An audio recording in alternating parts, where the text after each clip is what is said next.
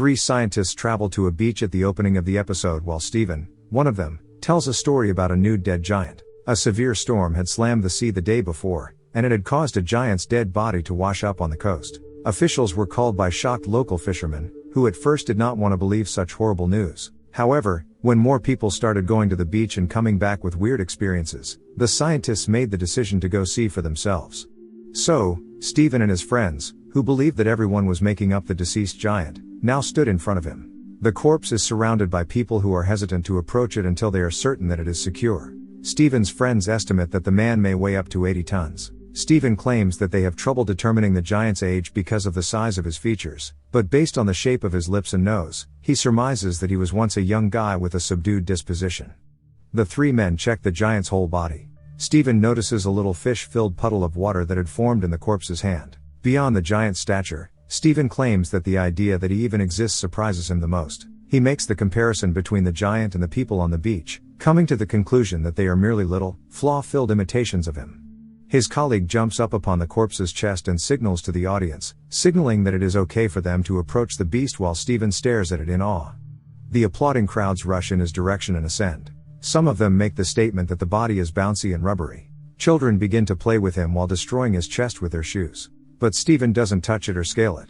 He and his colleagues scribble notes while they observe the behemoth from a distance. People eventually tire of playing with the dead giants and go back to their homes as time goes on. Steven returns to the beach 3 days later. His institution gives him the responsibility of monitoring the giant due to his developing interest in it. Because the giant seemed more alive to Steven than the others around him, he states that he wasn't concerned about keeping an eye on a dead person.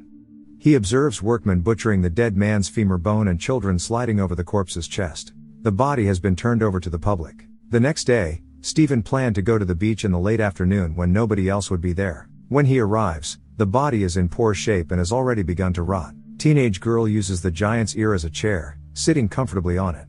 Steven thinks that the giant's face appears considerably older than it did earlier. He thinks that the tumefaction of tissue and extended exposure to salt water are to blame. The expert predicts that the giant's entire decomposition won't take long as a crab creeps out of his mouth.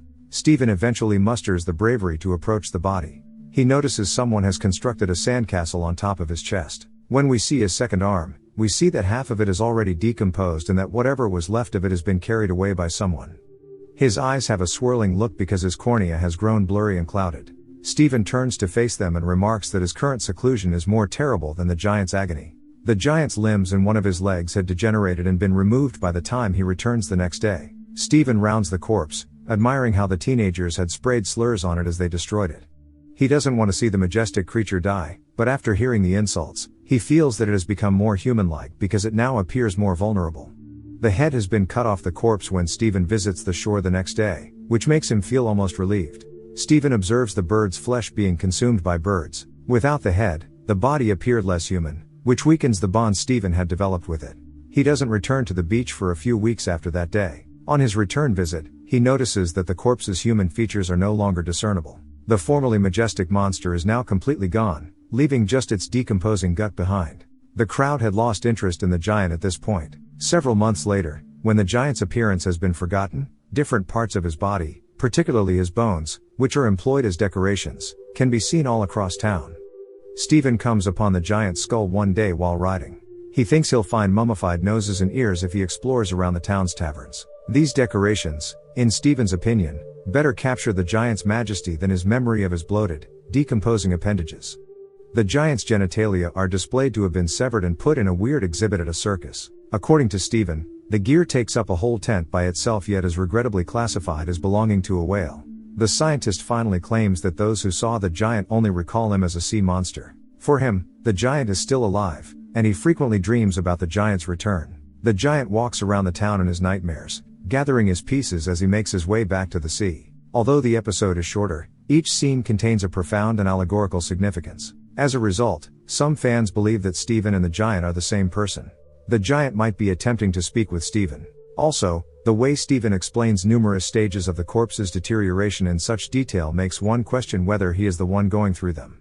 The decomposition of the giant's corpse is also interpreted as a metaphor for a number of things. The narrator, Steven, carefully watches the corpse's decomposition at each step. First, he observes the expected process of his body deteriorating with the passage of time, And then he witnesses individuals beginning to amputate the corpse as if it were a commodity. And the way others treated him showed him the level of materialism and exploitation that is accepted in today's world. As the narrative goes on, Stephen starts to wonder what it means to be human and when we decide we have stopped being human. He saw the body as a human before it had a head, much like him and the others around him. He even thought the gigantic was more like a person than little animals like himself. Stephen, however, lost all empathy for the giant when he reduced him to a mere pile of flesh.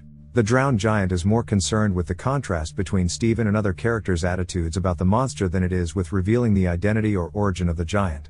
The conclusion of the book by J.G. Ballard mentions the giant's appendage being on show at a circus. This is done to stress how embarrassed the giant felt, despite being a bigger entity than all of them. It also represents the opportunistic and superficial attitude of people. In addition, his bones served just as ornaments for the populace while his parts were identified as whales. It is obvious that the giant has lost all of his humanity in this situation. However, Stephen claims that the only items that show what a gorgeous being the giant was are the monster's genitalia and its ornamented bones. Though he cherishes and remembers the creature more than anyone else, he thinks that his preserved body pieces better capture his magnificence than his recollection of his rotting corpse ever could.